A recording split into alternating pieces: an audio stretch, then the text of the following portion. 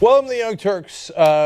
Yes, we will feel the burn imminently. So I'll tell you about the latest twists and turns in Bernie Sanders versus Hillary Clinton. Do have a hell of a show for you today. I just want to tell you about two stories we got coming up later in the show. That's all.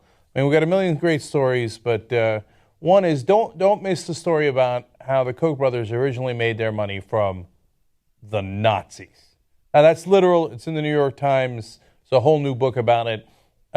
We knew that they had worked with Stalin before. We didn't know that they had worked with Hitler. It's actually their dad that built their fortune and handed it off to the kids on the back of Hitler and Stalin. So that's wonderful. They have now used that to drive this country more towards fascism. So we'll tell you all about that a little bit later in the program. Now, the other story is completely on the other side of the spectrum. I've got one story about the Oregon standoff today that's actually making me, I know everybody's amused by it, and you'll be amused by it in the second hour, but I'm actually kind of pissed about it, how it's being treated. It's ridiculous. Anyway, but speaking of ridiculous, in the second hour, we do have a funny story about the Oregon standoff with Bundy boys. They have received a bag of dicks, and it is hilarious.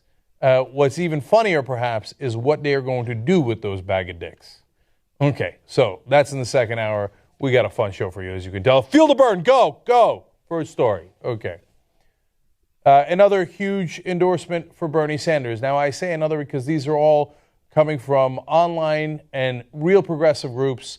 Hillary Clinton is filled to the rim with endorsements from the establishment, including Attorney General Eric Holder today. Of course, the establishment loves Hillary Clinton. Big shock. They think that helps her. Why would other politicians endorsing Hillary Clinton help Hillary Clinton? Her number one problem is that she's seen as too much of a politician. But anyway, keep playing politics the same old way. See how that turns out for you. But Move On does make a difference. If you don't know, Move On is a giant progressive organization started online, and get a load of this, to originally help Bill Clinton.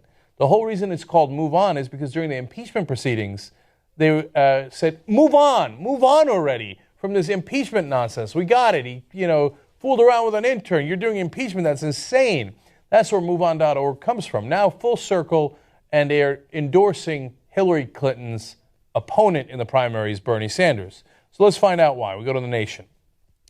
The activist group Move On endorsed the Vermont senator after 78.6% of its members backed him last week in an online primary, which drew 340,665 votes, a greater total than is likely to participate in the February contest in Iowa and New Hampshire.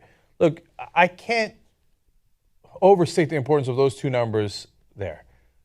340,000 votes. I know it was online, but that's a hell of a lot of votes. A lot of people saying, yeah, I feel the burn, I feel the burn, I feel the burn. Feels like it's like a Spartacus moment. I feel the burn. Okay. Anyway, then 78.6. That is not a small percentage. He crushed her. CG, I wonder where the energy in the progressive base is headed. 78.6%. Obviously, they're on fire because they felt it. They felt the burn. All right. Now, speaking of which, we go to Ilya Sherman, who's the Political Action Executive Director for Move On, and he's going to explain that as well. First of all, this is a massive vote in favor of Bernie Sanders, showing that grassroots progressives across the country are excited and inspired by his message and track record of standing up to big money and corporate interests to reclaim our democracy for the American people. Wonderful. Goes on. Move On members are feeling the burn. We will mobilize aggressively to add our collective people power to the growing movement behind the Sanders campaign, starting with a focus on voter turnout in Iowa and New Hampshire. Oh, see, now this got real. There's a lot of progressive organizations that have calcified in D.C. They think they represent people, but no, they also get large donations. They don't have a lot of people on the ground. Move On has a lot of people on the ground. So, Mr. Politician supports Hillary Clinton. Whoop-de-doo, what's he going to do about it? Who's he going to mobilize? Nobody.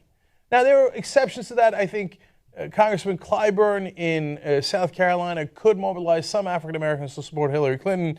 But overall, the politicians are relatively useless. Now, get a load of what Move On can do in contrast to that. Move On leaders say they are poised to mobilize thousands of volunteers, make thousands of phone calls the potential voters and recruit more small-dollar donors to support Sanders.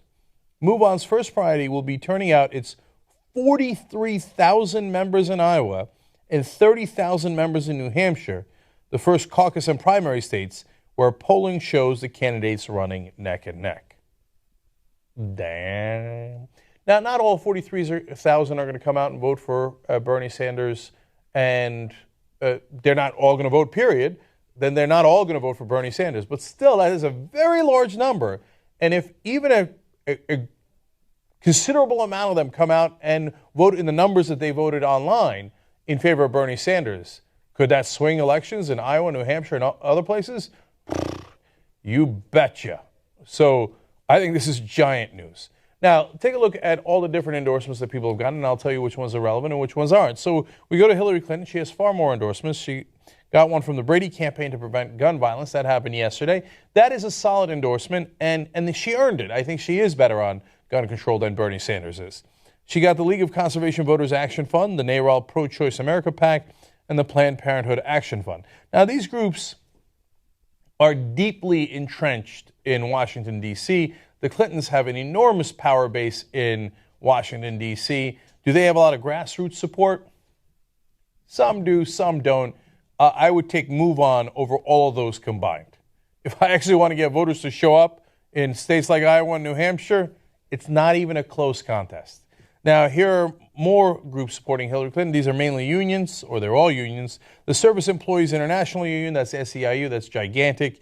The American Federation of State, County, and Municipal Employees, the American Federation of Teachers, the National Education Association, the United Food and Commercial Workers.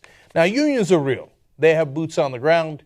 They can make a big difference. Not only do they have a lot of money, but they can get people to go out and get out the vote, mobilize, etc. So that power that Hillary Clinton has is real.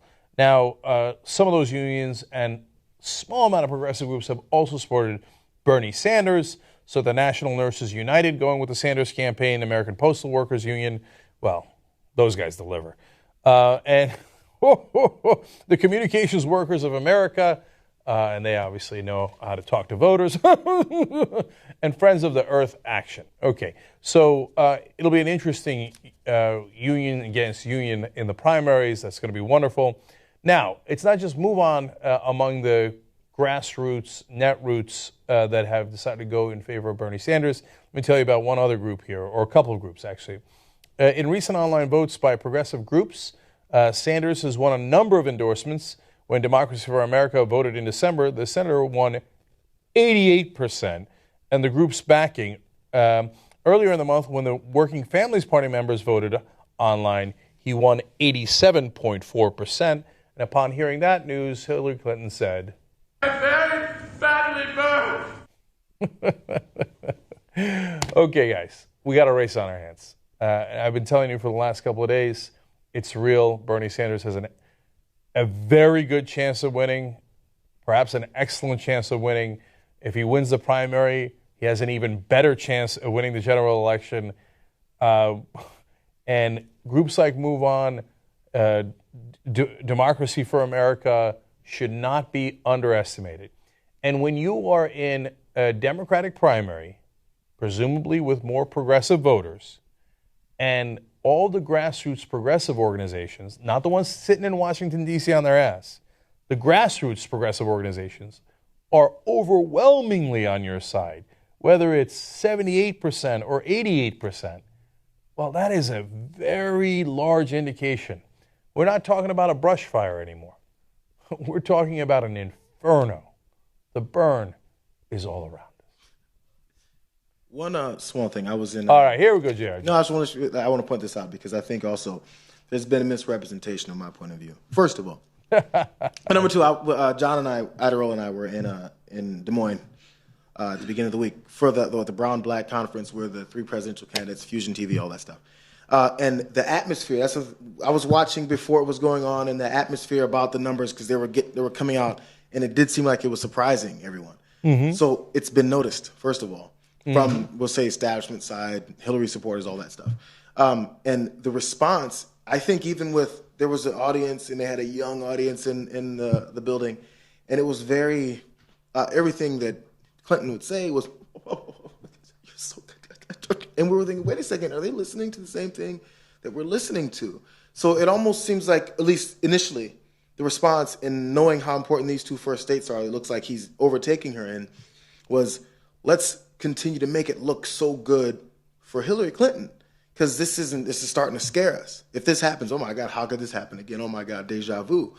So I don't know if that's the idea or the plan or just general, let's support what we already thought was going to happen and was inevitable, which is what I've been talking about. But now the fear is coming in and the change is now, let's galvanize our support for her by saying how awesome she is, no matter what she says. That was an awesome answer. Oh my God, that was an awesome answer. Oh my God, that was an awesome answer. But Jayar, they're not really listening. Who did you perceive that from? The crowd, the organizers? Who did you perceive that from? A lot of the crowd, and then not organizers. No, you didn't really see. It was very, of course, it was called nonpartisan, but also not really backing one particular candidate. Right. But it was almost starstruck. It was like googly-eyed responses to her. Right. And I said, are we listening? Like, I was listening to everything that Bernie was saying. And, in times I was like, but everything she said it seemed like it was a wave of, oh my God. And I was like, wait a second, really? So I don't think that's going to work. It's still missing the point. It's the problem she's come up with already, is this the assumption it's going to happen. Okay, so I might be being slightly unfair to Hillary Clinton here, but she has more money than Bernie Sanders does. He has more money from small donors, but she has more money overall. That helps in organizing to get people to events. So you could afford more buses, you could afford more workers to get people to the events. So that might be what you see in debates and in an event like that. But I don't know that. So again, maybe the people are genuinely excited about Hillary Clinton. But when you look at these votes of grassroots progressives, it's not like it's 55-45. It's not even 65-35. I mean, it is a blowout of epic proportions. So it would be very surprising if the energy on the ground favored Hillary Clinton. Like other things can. And it's one thing Iowa and New Hampshire, but you go to a state where you're going to have to buy a lot of TV ads to reach people, well, then her money again becomes a big advantage. But the energy on the ground, it appears, based on the numbers, has got to be favoring Bernie Sanders no matter what you see on TV. And it's not like the Clinton campaign isn't very savvy about what you see on TV. They are. So, but we don't know, to what degree they are able to get their supporters into the events like that. Okay, now, let me tell you about Hillary Clinton's reaction. That's the next story. So now that Bernie Sanders has caught and passed Hillary Clinton in Iowa, and he'd already been beating her in New Hampshire, panic has set in at Clinton headquarters. And if they're not panicking, they should be.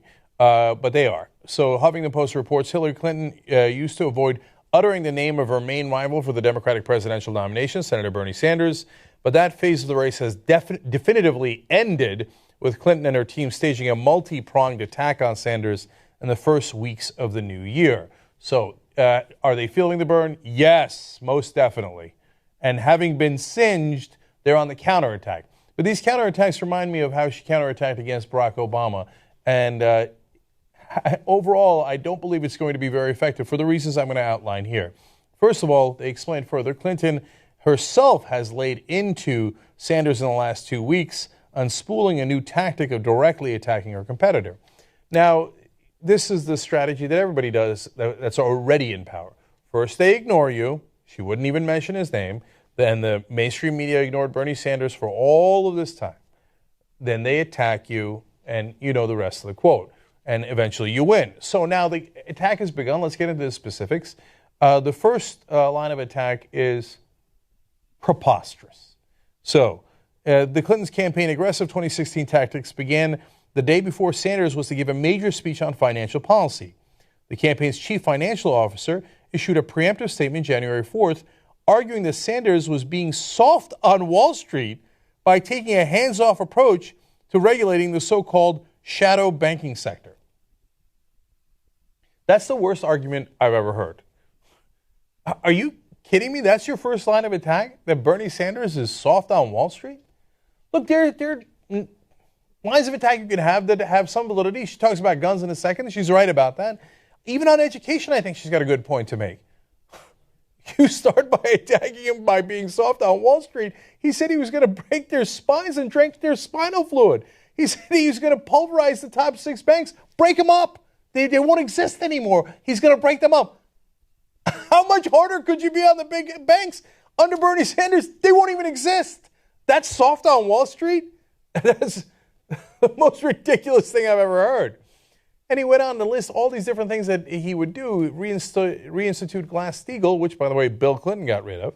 Hillary Clinton still supports. Glass-Steagall allows the big banks to bet depositors' money and make money off of it. And if they lose it, oops. No, you don't get to bet with our money. You want to bet with your own money? That's separated out. That's what Glass-Steagall does. You don't get to bet with our money. Bernie Sanders says that he won't allow him to do that. Bernie Sanders says he's going to cap credit cards at a 15% interest rate.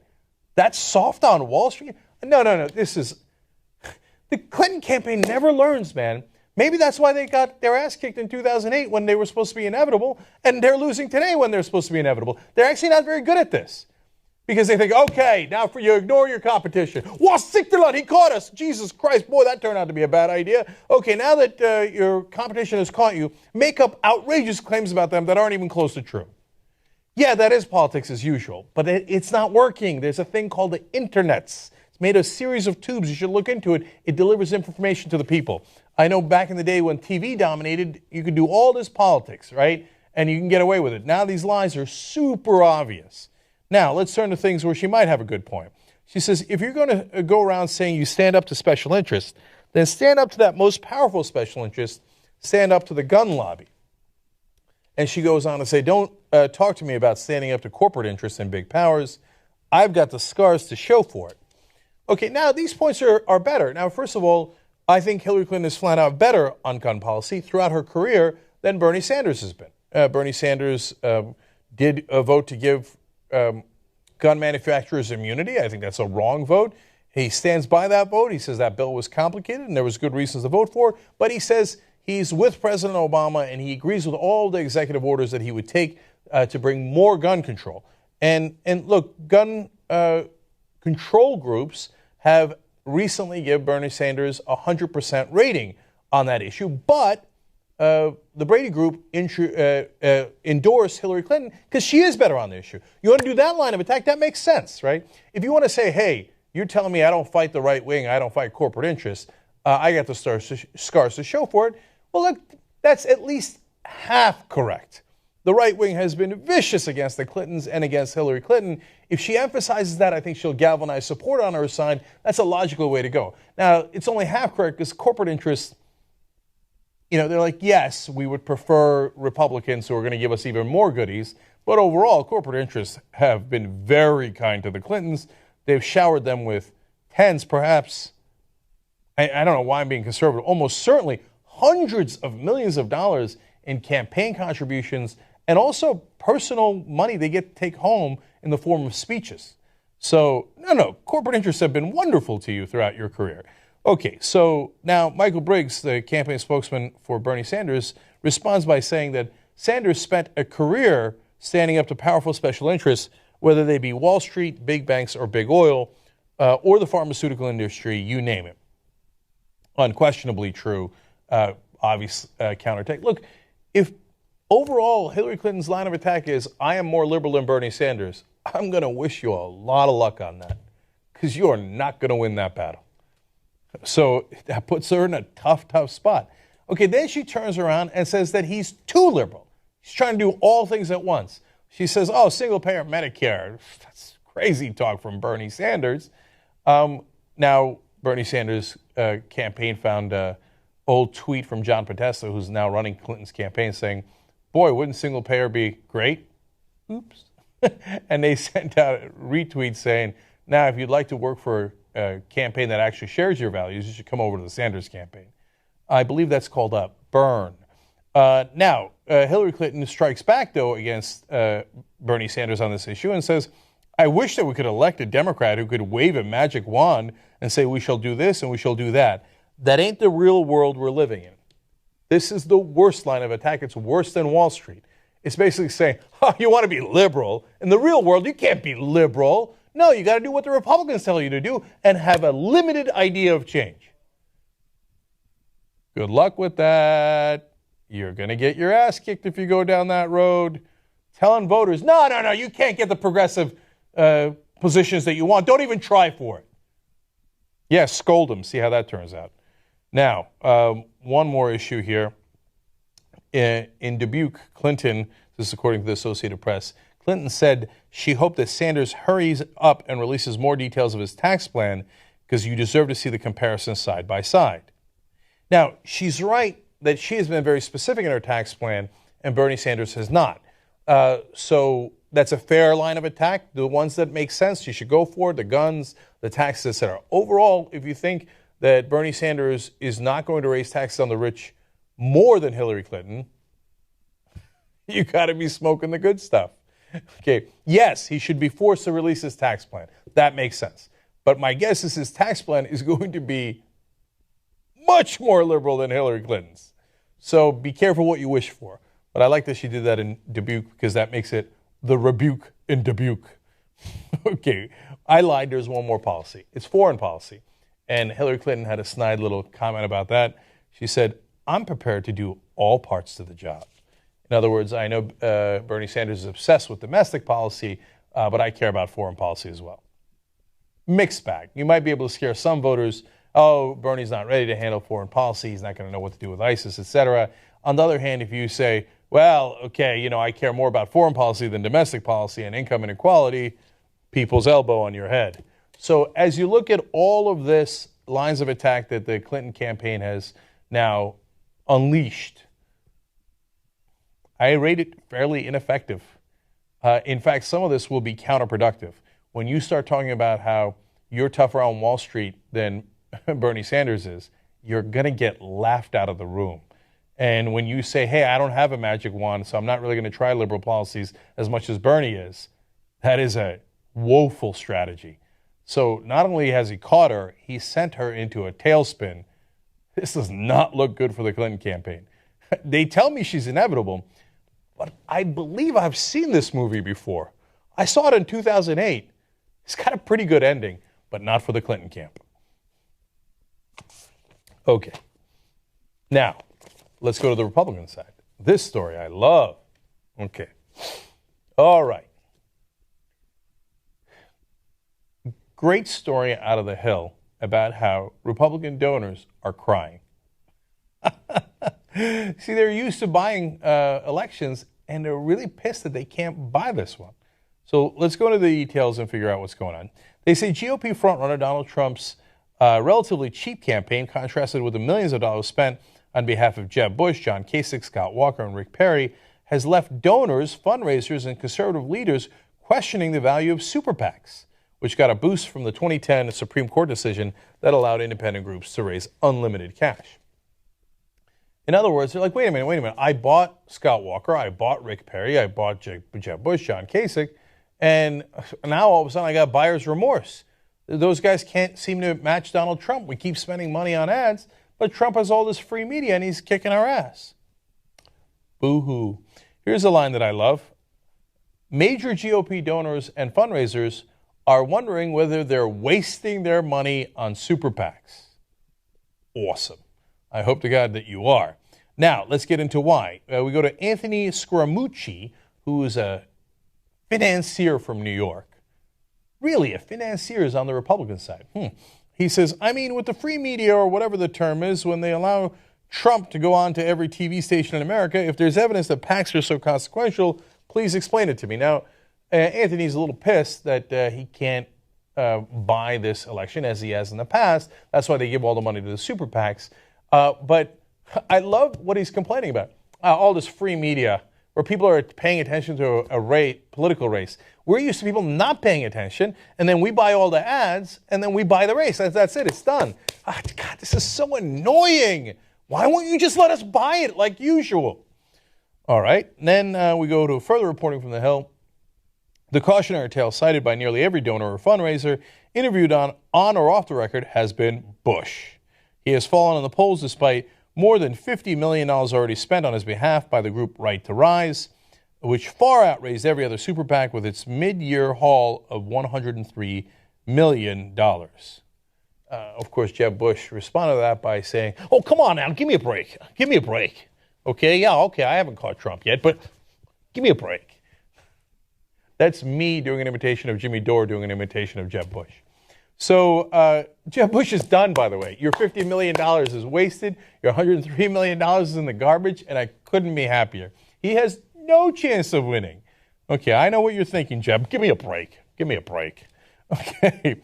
Now, Fred Malek, who is the Republican Governors Association finance chairman, so he raises money for the Republican governors, says, I think the whole idea of super PACs has been overrated. Now, he's a little biased in saying that because he wants you to give money to his Governors Association as opposed to the independent expenditures that go to the super PACs. But he's trying to say it's no big deal. Now, I'm going to explain what's true and not true in a second here. But first, let's go to John Jordan. That is another Republican financier. He gives money to Marco Rubio. He runs a winery in California, I do declare. He says the conservative donors he talks to are, quote, in the head-scratching phase. Well, I couldn't be happier about that. I got a nice visual there like, Normally, we give money, we get the politician we want, and he gives us tax rates and everything else we want. What the hell? We can't buy this election because it's a presidential election? Okay, more from John Jordan. They haven't figured out what is going on. They just know that the usual stuff is not working. Okay, that's awesome. So then now let's break it down. There are a couple of different reasons why it doesn't work. Now, I've said this a million times on the show. If you've been watching, you know this. The idea the super PACs are done is ridiculous. No, the super PACs are still enormously powerful, but they're not as powerful in a presidential run. If you're running for a Senate seat in Montana, well, there's almost no media that covers that. So you can go buy all the ads, and once you buy all the ads, you have the megaphone. And if your opponent doesn't have money, since there isn't very much free media, there'll be a debate on a public channel like on a Sunday morning that nobody's going to watch. There'll be an editorial in the newspaper if people still read that. So you can buy those elections all day long because you're buying a giant megaphone. You're the only one speaking. The other guy doesn't even get to speak if you've poured in so much more money. That's why these guys are like, I don't get it. They're like little kids. I want to be able to buy all the toys I want. But in a presidential election, well, everybody's covering that. There's all this free media. When Trump goes and talks to the press nonstop, Hillary Clinton, Bernie Sanders, not as much. They don't like to give him much of a microphone on free media. But for most of the candidates, they can get that, and Trump keeps grabbing that mic that's free for him by saying outrageous things. Now, there is a second component to it, which is that the TV ads aren't working as well. So now let me go back to John Jordan here and another Republican to begin to explain that phenomenon. Jordan explains the ads have become so familiar, so formulaic, and so predictable, political consultants think that if you buy enough gross ratings points, it will move numbers. That has been true in the past. It's not true now. See, that is a new phenomenon and very interesting. So in the old days, you just buy TV ads. Why? Because all there was TV. And you buy some radio ads for like the 85-year-olds that are listening to radio and listening to Rush Limbaugh from a cave, and you'd buy those and you'd be done. Now, people are getting their information from everywhere. So, and when you do, combined with the phenomenon that we're all sick of the politicians and we can't stand the establishment, when you run your standard cheesy political ad, I am fill in the blank, right? I am Jeb Bush. Come on, give me a break. And I'm this and I'm for you and the other guys are the devil, etc. We're sick of it. Okay, we got real news coming to us from the internet. We don't need your crap on TV. So Ray Sullivan, who's a former co-chair of Rick Perry's Super PAC, is, of course, a bitter man. But putting his bitterness aside, I think he makes an interesting point here. He says the reality show nature of this campaign cycle diminishes the role of big money. Fundraising prowess really sets a floor for possible success, but doesn't always raise the ceiling. So that last part is also very interesting, and also something I've been saying on the program for a long time, which is, hey, just because once you're in the race, you get free media in a presidential run, doesn't mean you're going to get in the race. Money still sets the floor. So if you don't have a certain amount of money, you get excluded. So, or if you talk about getting money out of politics, as Buddy Roemer did on the Republican side last time around, Larry Lessig did on the Democratic side this time around, you're excluded. They won't give you the mic. They won't give you free media. They won't even allow you in the debates.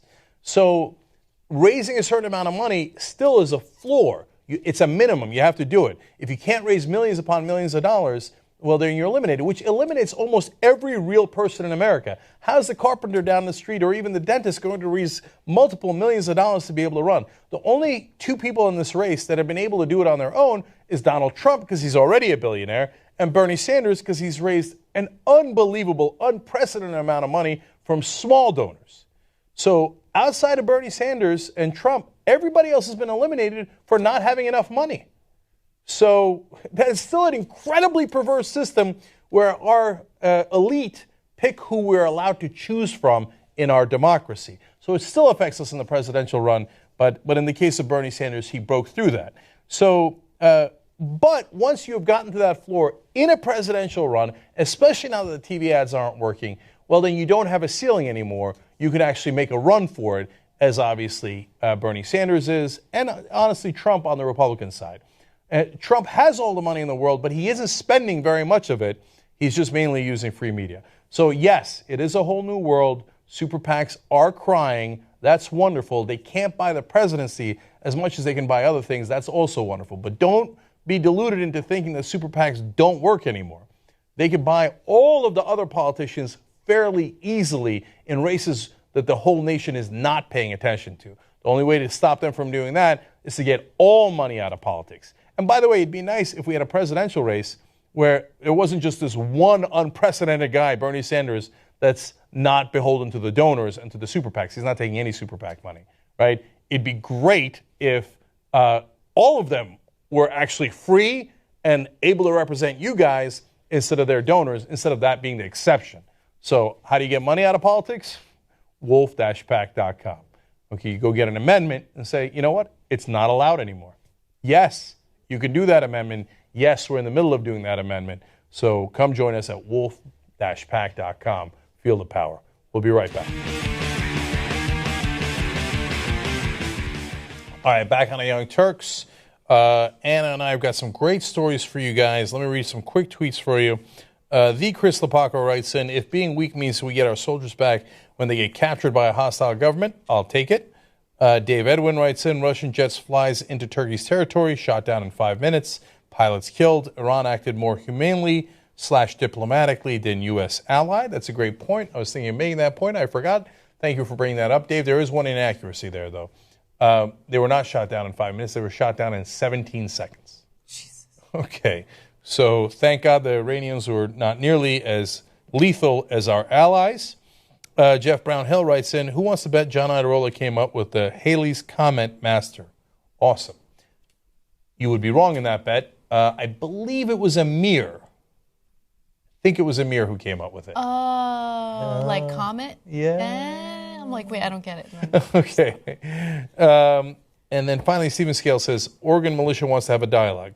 Okay, let's dialogue about you stealing government property and begging for welfare, which is exactly what they did. Mm-hmm. Now, we got a great story about the Oregon militia for you guys in the second hour. It's maybe my favorite story of the day, maybe even better than the Kochs making their money off of the Nazis.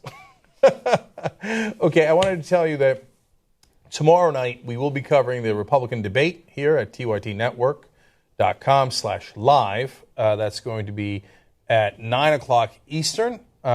Now, I'm not going to be on the show tomorrow. I'm going to be going to NatP in Miami for a convention. Oh, yeah. Convention. Get the fuck out of here with your convention. But while I'm away, though, I'm going to do the same thing I did in Vegas. I'm going to do a bunch of videos for you guys on my Facebook page. That's facebook.com/Cenk Uygur Official. Cenk Uygur Official. Okay? I got to do more of those live stream videos on Facebook. They're freaking awesome. Like, I love that people can communicate with you as you're doing them, and they're not usually, like, comments about your tits. Well, sometimes they are, right? But I mean, the number of comments I've gotten on my junk, I can't begin to tell you. Okay. So anyway, so check that out while I'm gone. But I will be here for the debate, though.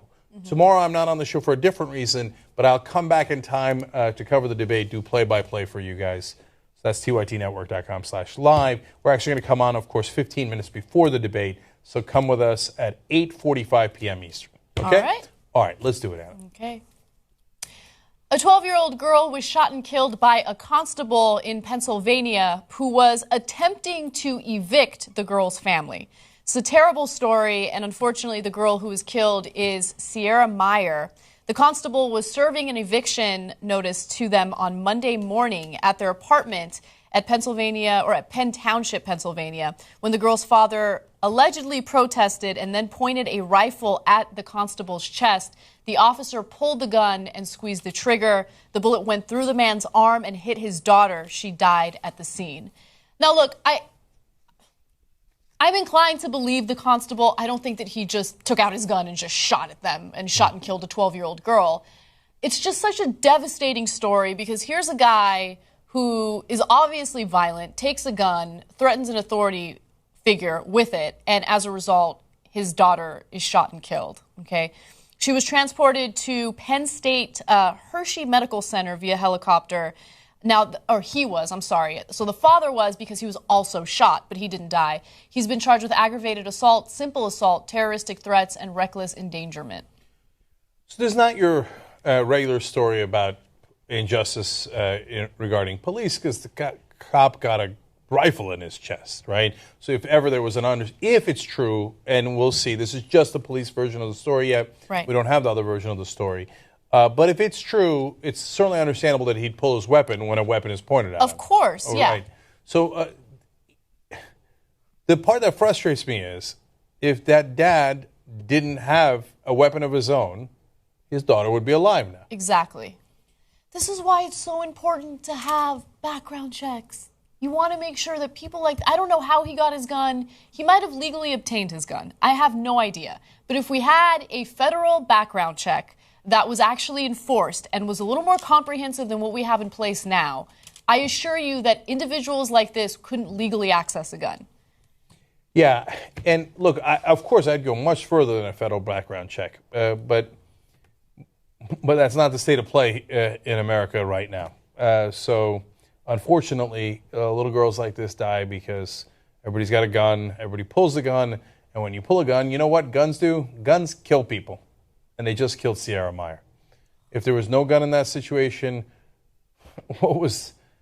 she would almost certainly be alive.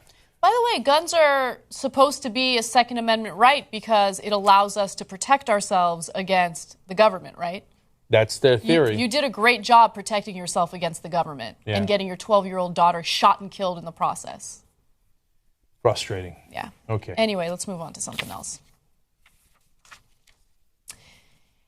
A popular YouTuber by the name of Matt Santoro recently released a very public statement on his vlog channel talking about an abusive relationship that he ended back in September. Now, understand that he didn't reveal the name of this individual. There's a lot of speculation as to who the individual is. But the 14-minute long video is something that everyone should watch in its entirety. I'm going to give you more details on it, but first let's take a look at a clip of what he had to say about it. And this individual that I was with forced me to push everybody out of my life. I pushed my family away. I pushed my closest friends away. And it wasn't always explicit. It wasn't always like, push that person away, delete them off social media.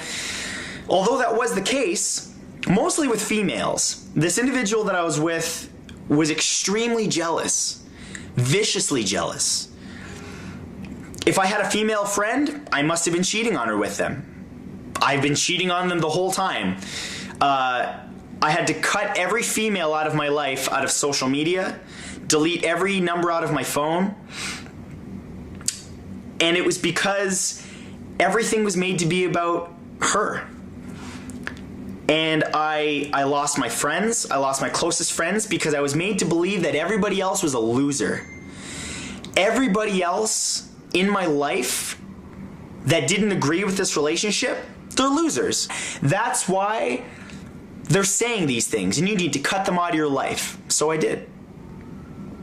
Early in the relationship, I had a verbal altercation with this individual where after I had a panic attack one night because I couldn't handle walking on eggshells around this person. So I left an event that I was at and I broke it off with this individual. This person prevented me from leaving their home and said, "You're not going anywhere." At which point I was hit in the face. Okay, so I have some mixed feelings about this. Okay. Okay, but we know who it is. But let Anna give you the details more, and then I'll tell you where I come out on it. So I really want you guys to watch the full video, which of course is too long and we can't show you in this video. But it starts off with him crying. So it's if anyone who watches that, it doesn't strike you as inauthentic or insincere. You can tell he's hurting. You can tell he's gone through some stuff. And also, he's a man, and it's really, really difficult for men to come forward and talk about their, experience as domestic violence victims, right? Usually it's thought of as a woman's issue, and if you're a man, don't complain about it, don't talk about it because that makes you weak. And he talks about that a little bit. I want people to understand that's not what my mixed feelings are about. No, I know. I agree with him 100%. I believe him 100%. Yes, okay. I know and that's his partner's a total douchebag. Yes. So, look, there's a lot of speculation about who it is, and understand that this is not set in stone. I don't want any vigilante justice against this person, but it's well documented that he was dating Nicole Arbor, who was that notorious, terrible person on YouTube who made that Dear Fat People video, and that's what gave her some notoriety, okay? But she pretty much admits it. She does pretty much admit it, so let me get to that in just a second, okay? So she said, let's go to graphic number 7, guys. She said, "Heard the little bitch I dumped months ago is still trying to use me to get attention on his vlog channel. Ew." Okay. She has around 288,000 subscribers on YouTube. He has over or more than 700,000 on his vlog channel, okay? On his other channel, he has 5 million. Pretty sure that he's not looking to get attention by attacking you. And also, he didn't even name you. You're the one who took it upon yourself to come forward and A, call him a bitch while you're trying to claim that you weren't abusive in any way, and B, claim that he's trying to get attention off of you. You're nobody, okay? You're disgusting. You're notorious for being disgusting. And for you to come at him like this just makes me despise you even more. So Nicole Arbor bragged after she did the Fat People video and then the Instagram model video, etc., that, oh, I'm getting all the sponsors now, I'm getting all this attention. So she knows she's doing it for attention. She admits it, that she's saying terrible things about people, like, haha. It's almost like the Donald Trump of YouTube.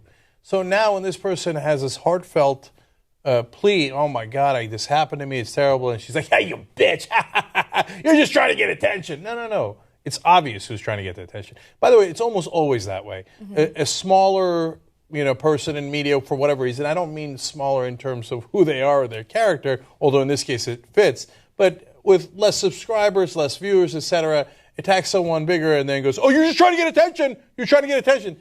Now, I'm pretty sure you're the one trying to get attention. Yeah, you're trying to get attention, and you're honestly a morally bankrupt person, right? She also brags about, that she does terrible things for publicity. She brags about that, okay, while she does press interviews. So whatever. But in my opinion, she is a small part of this story. The big part of the story is there's a huge number of men who are victims of domestic violence and rape, and they don't get taken seriously. The statistics on that are questionable because a lot of them are deterred or reluctant to report it, okay? We need to change the culture because they need to report it. Whoever abuses anyone should be prosecuted to the fullest extent. They should deal with the justice system. Okay, so now that you brought that aside, in this case, there's no rape at all. Nothing like that is alleged. I was blown away when I found out there are actually more men raped in the country than women, if you take into account prison rape. So that's an amazing stat. So obviously, men are also victims oftentimes. In this case, it happens to be physical domestic abuse and then psychological abuse. Psychological abuse is where I have my mixed feelings. First of all, she hit him. She should be arrested for that. That's assault. The way that this came about is, this happened a long time ago. He did this video back in September of 2015. He did not make it public. So obviously he had mixed feelings about sharing it, which is very understandable. But somehow his fans started to find out, wait, you got this private video on there. What's it about? and can't tell if it was accidentally made public, but then once it was made public, he said, that's all right, I'm just going to leave it up. Right. Okay? And so that's how we find out about this many months later. Now, he did not press charges. He didn't go in that direction, so that's probably done with, right? Although he could change his mind, I doubt the statute of limitations ran out. On the psychological abuse, it's not that I don't feel for him. I do, and that happens actually a lot. Yeah, it does. There's a lot of people in relationships, men and women, who put a ton of pressure on the other person. Get rid of your ex-girlfriends, your family members. It's amazing how often that happens. The reason I say I have mixed feelings is, number one, that's not a prosecutable offense. You got to figure that out on your own. And so it's a phenomenon. It's not a phenomenon that you could press charges on, or it's just something you got to deal with, right? So I feel weird. I don't agree that it should be put in the abuse category, right? That's an issue. It's a real issue. It's a significant issue. It's not easy, and I'm not saying it's easy, but what I'm asking men and women to do is that if you're in a relationship like that, you've got to understand that it's okay to say no. It's okay to say, hey, you know what? No, I'm not going to do that. I'm not going to cut my family. I'm not going to cut my friends out of my life. And if you don't like it, then you don't like me, and I guess we got to part ways. And I know that takes a lot of strength to do, right? But you've got to get there. I hear what you're saying, and in his case, I think it's a little easier to walk away from the psychological abuse or say no. However, there are people who are in relationships where they're financially dependent, right? It could be a housewife, whatever it is. Stay-at-home mom, and they'll be psychologically abused. And I've seen it firsthand, and they have no choice. Like they don't know where to go or what to do. Do they go to a shelter? And it's a difficult situation. No, once you get married, yes, it gets much harder. And it's not just women or men who are financially dependent. Once you've got kids with someone, you don't want to lose the kids, right? And you care so much about the kids that, then the leverage changes, right? And it's much harder to get out of it. So be careful in who you marry, okay? And while you're dating, if you see the warning signs, it doesn't have to be physical. If it's physical, you should prosecute, right? If don't be afraid to come forward, because look, then men are put in a unwinnable situation. Now, if somebody hits you, okay, you want to hit back, oh, you're screwed. Right. You're screwed, right? If you don't hit back, well, what are you going to do? Just take it? No, you got to draw the line, right? Yeah, absolutely. And so one way to draw the line is to legally draw the line, right? Yeah. Look, this is his own struggle, and whenever we cover these stories, I feel uncomfortable, pressuring someone to do one thing or another. But I do wish that he reported it right away, and I do wish that, authorities got involved and some way, somehow, justice was served. Because based on what we know so far, and who knows, other facts can come out in the future and the story could change. Based on what we know so far, he didn't hit her back, right? And that is, I give him so much credit for that. I give him so much credit for coming out and talking about his experiences, because we do live in a machismo society that tends to kind of look down on guys who come out and say that they're victims. Yeah. I think most of all, if someone is either pressuring you to do things you don't want to do, it's not going to work out in the long run anyway. Or even if you're not going to press charges, and honestly, I don't know that I would have pressed charges, okay? But one clear way to draw the line is that it's done immediately. So she hits you, we're not having a further conversation. This relationship is over, pack your bags, go home, right? Because that situation is not going to get better. Almost every time, it only gets worse. Yeah, and by the way, this is just a total side note. You're a hot dude. He's a good-looking guy. He's a successful guy. I'm sure there are plenty of women who would treat you well and would be good to you. Nicole Arbor, garbage. Okay? Just putting it out there. She's garbage. She is. I mean, who gets accused of domestic abuse and then says, her this little bitch, right? It sounds even worse than Ray Rice and those people. At least they faked being apologetic about it. Yeah. Right? Anyway, I'm going to stop because I have other words that I want to say, but I'm trying to hold back. Right, okay. I hear you. All right, let's talk about the militia members in Oregon. An Oregon militia organizer is very upset that some of his haters are sending him hate mail and hate objects to protest what they're doing. So I'm not going to give too much away. Let's hear from John Ritzheimer about what he's been getting in the mail and how upset he is about it. What's going on, everybody? So we went and picked up some mail that came in from, a lot of the supporters. But along with that mail, we got an abundance of the hate mail. And it was really mind-blowing to me that people would actually spend their money. This box right here, $17.90. They spend and waste their money on all this hateful stuff to send out here to us and buy this ridiculous stuff. It's really ridiculous. Even this one was really funny, a bag of dicks. So rather than going out and doing good, they just spend all their money on hate and hate and hate and hate. So we're going to create a table, and we're going to continue to do work and do good for our country. We're not going to be deterred. We're not going to let all your junk and hate mail sidetrack us, and we're going to continue to do what's right for our country. For the rest of you patriots out there that are still twiddling your thumbs, debating whether or not you should come out, well, now's the time. If you want to be part of history in the making, you need to get out here and you need to show some support. And I'm not talking about coming out here and being an outside perimeter. Come here and be a patriot. Come here and stand up for your country. Do what's right. Enough talk. Now it's time for action. I hope to see you. I couldn't love that any more than I already do. Oh, he doesn't like the bag of dicks. Or does he? When he picked it up, he's like, oh, look, a bag of dicks. So there's so many things to say. Number one, how are these guys getting mail? Who takes over a building with guns, a federal building? Yep. And then the government, who they're protesting, delivers them mail anyway. It's incredible. Excuse me.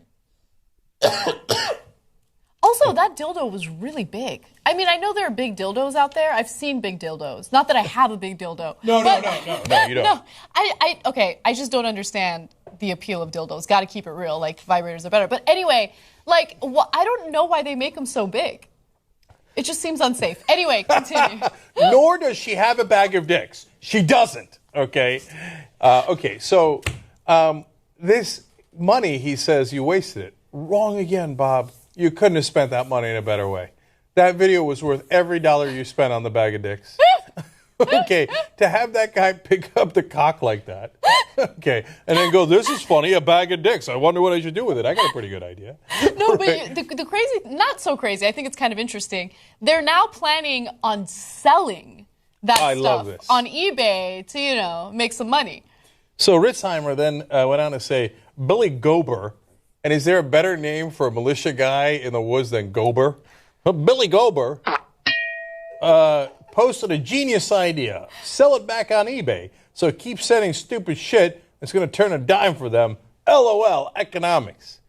Oh, you idiots. Now we've got you selling bags of dicks.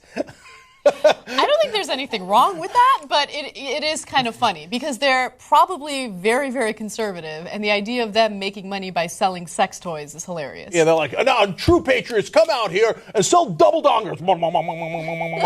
They're going to bring them in, and we're going to sell them on eBay, and we're going to make economics, baby. Bag of dicks. We're going to take it. We're going to sell it. That's what a patriot would do. You losers. Losers. Now, by the way, they say today that they might run. What happened, true patriots? Okay, and this is insane. The government's just letting them walk all over town. They're going to go in the middle of Burns and they're going to have a press conference or something. No, you step out of the house, you're arrested. What are you getting mail for? What is this, a vacation? You took over the building with weapons. I know. Look, somebody's got to arrest these guys and show them a true bag of dicks. I just love how they genuinely believe that they're true patriots, right? Like they're doing hard work right now. Mm-hmm. By just hanging around and making these ridiculous videos. And how are you a patriot when you're opposing the United States of America? Oh, look, we hate America. We're real patriots. What? All right.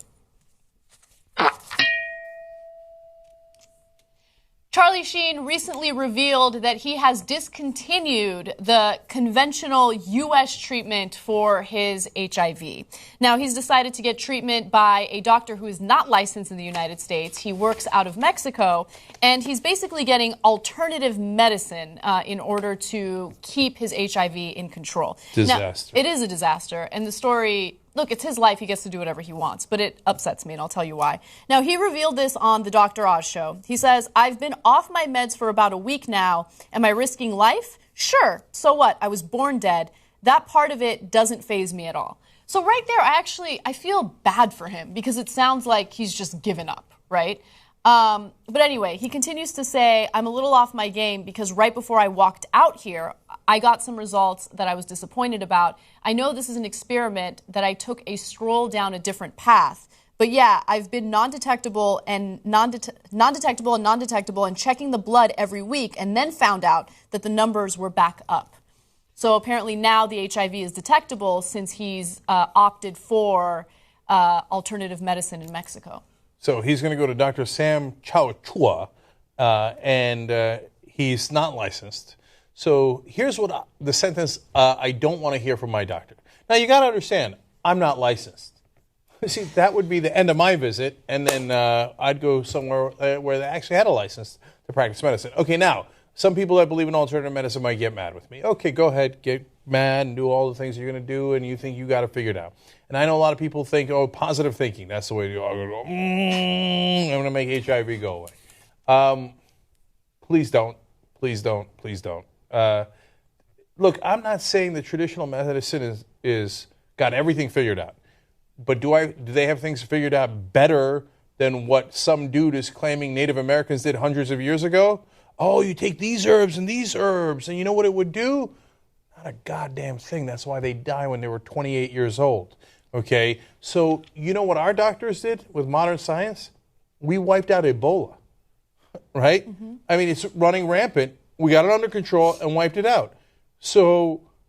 No. There's a reason why people take this medicine. It works, especially in HIV. You can limit it. I know. You don't have to get AIDS. Look, the part of it that frustrates me is there are so many people who have HIV who do not have the resources that Charlie Sheen has.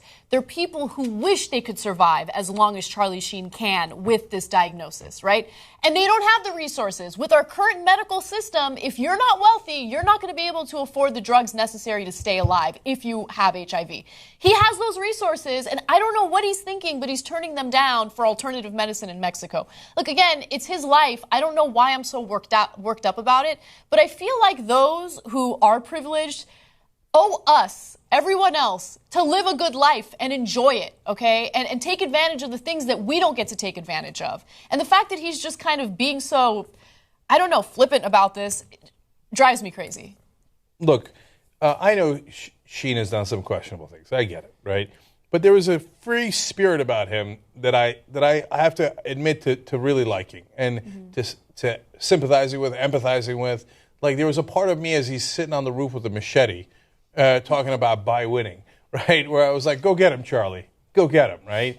And I like that he gets that life ends at some point and that he's an independent person. I like all that stuff about him. But at some point, Charlie, it is a little bit better to live than it is to die. And so there's no need for a death wish here. And sometimes that's what this is. Yeah. Not that he thinks it's going to work, that he secretly, unconsciously thinks it's not going to work. That's devastating. I don't know. So, look, last thing. Steve Jobs also thought that he could think his way out of his disease, right? He didn't. He passed away. And the fact that he took so long to get traditional medicine is probably what cost him his life. So if Steve Jobs can't think his way out of it or do alternative medicine out of it, really you're going to outthink him? You're going to figure it out a better way? And doctor, maybe, Chachua in Mexico, no offense, unlicensed, is somehow got some herbs that all of the rest of science and medicine haven't figured out. Maybe, but very, very, very likely not. By the way, Dr. Oz, big advocate for alternative medicine. So now, I don't know that he supported this on the show, though. No. This he might have not supported whatsoever, but he has been an advocate of alternative medicine on his program, And which I don't like because my mom watches his program and then she'll call me up and be like, yo, you need to drink that beet juice. It's going to really help your life. No, not beet juice. Conventional medicine, okay? That's how you get cured from illnesses and things like that. So, look, last thing on that. The problem is if he influences other people, right? Yeah. And it's not to say that no alternative medicine works. No, I'm sure that the alternative medicine in some cases can be beneficial. Of course, right? yeah. So we get that. We're open to that. But not when you have AIDS or cancer.